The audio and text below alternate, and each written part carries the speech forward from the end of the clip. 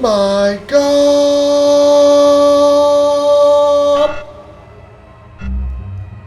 So, last year I was probably given the least two favourite episodes of Series 8, and I didn't do much in the defending of Time Heist, but I did try and defend In the Forest of the Night, saying, well, it was an experimental episode in a series all about experimenting.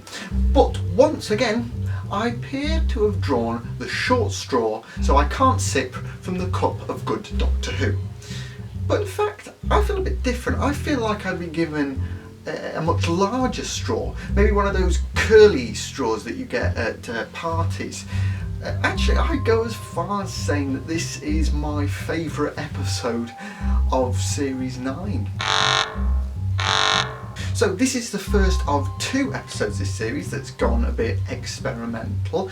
This time they're going for the sort of found footage, POV, CCTV footage. We never really see things like we would in a normal Doctor Who episode.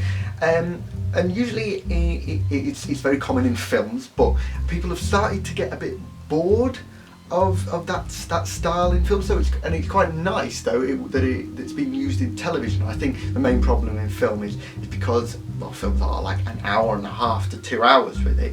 You can just get a bit bored of that style, whereas this is 45 minutes, and I think it works quite well, especially the fact that it's actually part of the plot, the fact that they use this this effect as for the plot and not just to be there like it is for most films.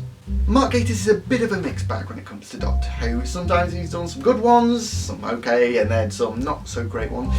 I feel that Mark Gatiss is at his best when he's been like given the full reins to do whatever he wants, and you know, when you can tell that this episode is by the guy who is part of the League of Gentlemen.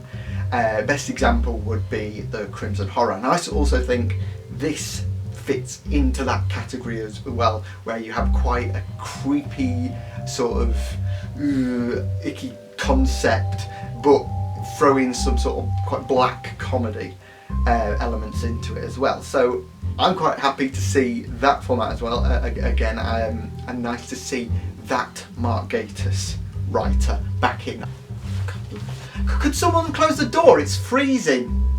Peter is once again really brilliant. I am honestly warming to his Doctor now. I did quite enjoy him in Series 8. I think maybe the shift in his sort of character in Series 9 might have been a bit too sudden for me. I would have preferred maybe a bit more of a transition, but now I'm sort of getting used to it, and especially after the last episode.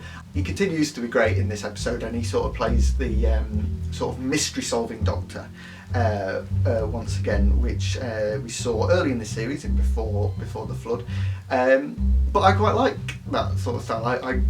It's probably some of the episodes that I enjoy the most, when it's sort of trying to work out what the monsters are, how to sort of fix it and stuff like that. Jenna is in the story too, as Clara. I mean, she was okay. Yeah, I mean, she was sort of playing that sort of full of herself Clara, sort of quite egotistical, trying to sort of match the Doctor. I don't think it's always too good to try and be like him. She should be her own character, not trying to be the Doctor. Now, Mr. Shearsmith, he's not got quite a good rap with the Doctor Who fans after his apparently awful role in Adventure in Space and Time, which I didn't hate. I mean, it was such a small role, but people gave him such hate over it, and it's maybe a bit harsh. Really, you should check out a series like Inside Number 9 or The Widower, which was an ITV drama, just to see what he is actually capable of, because he is a brilliant actor. I can't stress this enough, because I am quite a big fan of series like Inside Number 9 and League of Gentlemen and Psychoville. Just give him a try, and he is a brilliant character actor. Yes, he might have not been great in the impression of that, but in terms of characters, he pulls it off brilliantly, and he fits in with this story perfectly. It is a story I could imagine him being like this, or I could imagine him being like in the Crimson Horror or something. Again, something that Mark Gatiss would have wrote is a bit creepy, black comedy, and he sort of fits in with that style. Also, some kudos to go to producer Nikki Wilson, I hope that's the way you say it, for being the voice of the sort of GLaDOS type computer voice in probably one of my favourite scenes of the episode, where the guy is trying to get into the room, but the computer's gone all haywire, and then it starts singing the Mr. Sandman tune. Sandmen were creepy too. It's something that sort of monster design is something I could actually imagine being in series 1 of Doctor Who. Not necessarily in a bad way, but it's sort of it's the way it looks. We don't really have monsters that look almost like monsters, like something you see in Goosebumps. You don't usually get that much in Doctor Who. More recently, we more have maybe humanoid looking monsters or robots and stuff like that. So it's nice to see maybe a monster that looks more like that. Now, I will admit the ending was a bit confusing, and it probably does need a second viewing to understand it a bit more.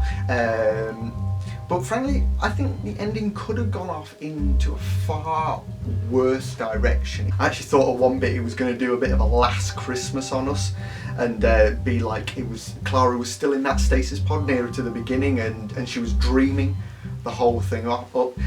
I think probably the main problem with this episode is that the sort of corridors and some of the other rooms did look a bit familiar, and that maybe all they did was change the lighting from blue to red and added a few extra props to make it not look like the underwater base. So I'd say that's sort of my main issue, is like maybe just fork out and just buy some new bits of set just to make it look somewhat different. So yeah, that was sort of my main issue. So honestly, I implore you to give this episode another watch. I know I said that in my In the Forest of the Night review, but much more so with this episode. I have sort of been waiting for an episode like this for a while now, a proper horror episode, something like horror like The Impossible Planet, which is still one of my favourite episodes of New Who. Something with that sort of style. So obviously please give us your opinion and comment below in the comment section, or please do pop over to our 5WF Your Verdict page for Sleep No More, where you can vote and also comment there. So we'll see you next week. It's actually Joel for the first time on 5 Who Fans reviewing Face the Raven, because it seems like something interesting is going to happen.